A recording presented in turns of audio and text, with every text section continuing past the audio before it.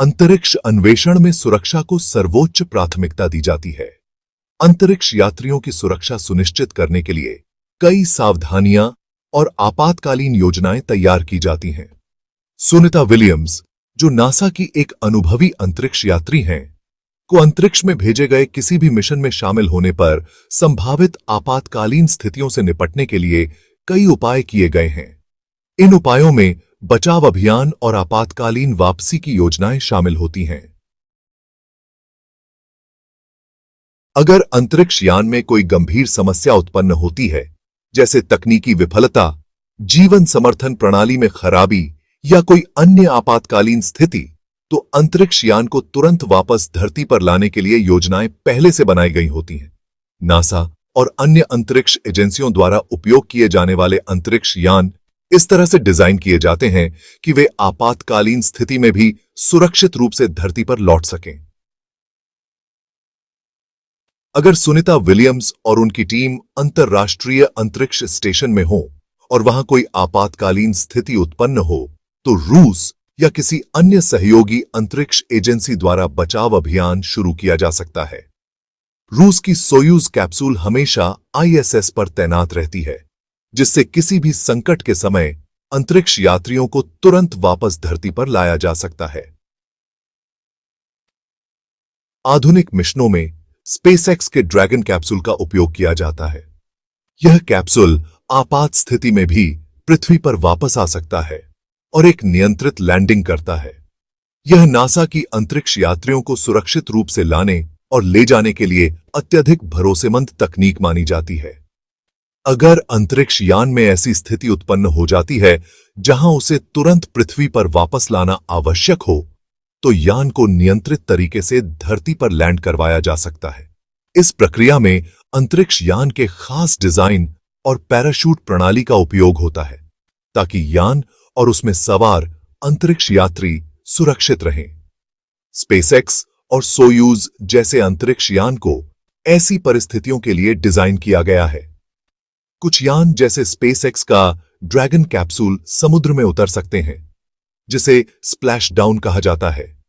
इस प्रक्रिया में यान को समुद्र में उतारा जाता है और फिर समुद्री बचाव दल उसे जल्दी से ढूंढकर उसमें सवार अंतरिक्ष यात्रियों को सुरक्षित बाहर निकालते हैं।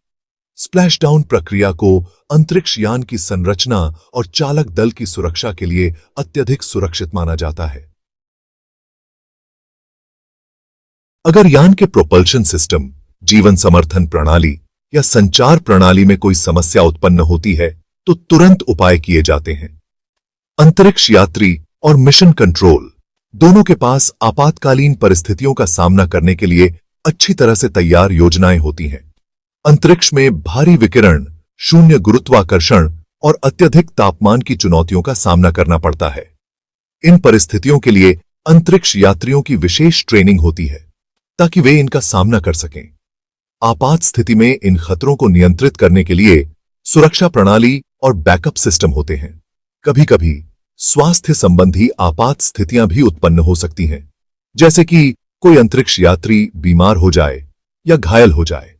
ऐसी स्थिति में मिशन के दौरान अंतरिक्ष यात्री प्राथमिक चिकित्सा का प्रशिक्षण प्राप्त करते हैं और अगर स्थिति गंभीर हो तो उन्हें तुरंत वापस लाने के उपाय किए जाते हैं।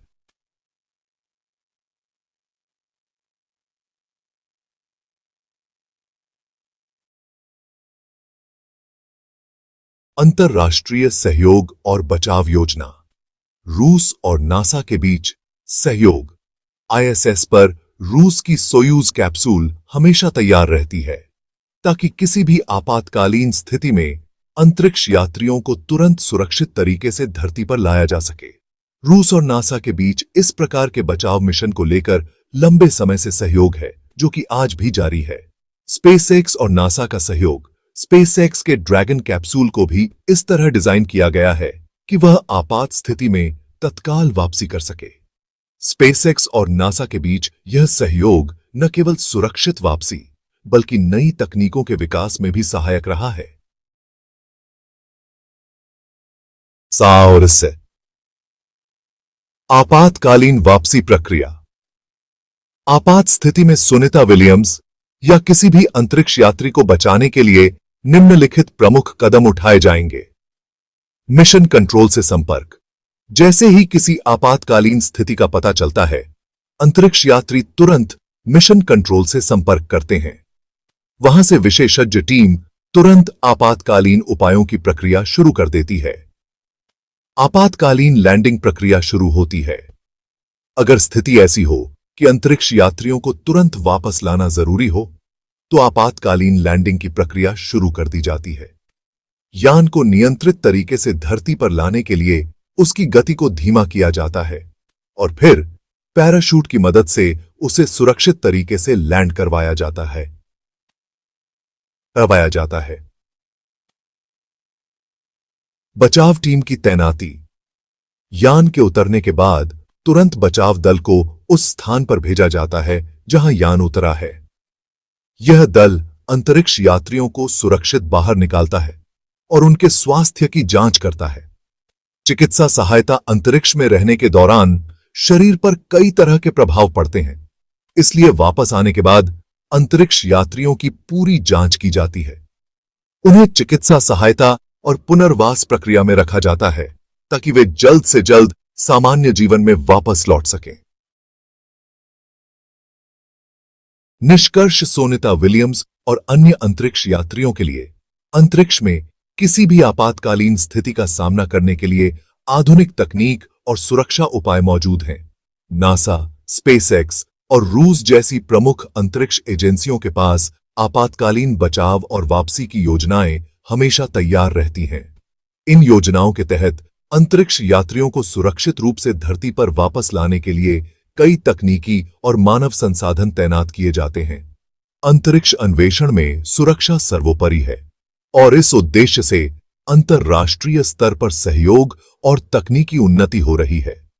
सुनीता विलियम्स जैसी अनुभवी अंतरिक्ष यात्री के लिए इन प्रक्रियाओं को सफलतापूर्वक निष्पादित करने की पूरी तैयारी की जाती है।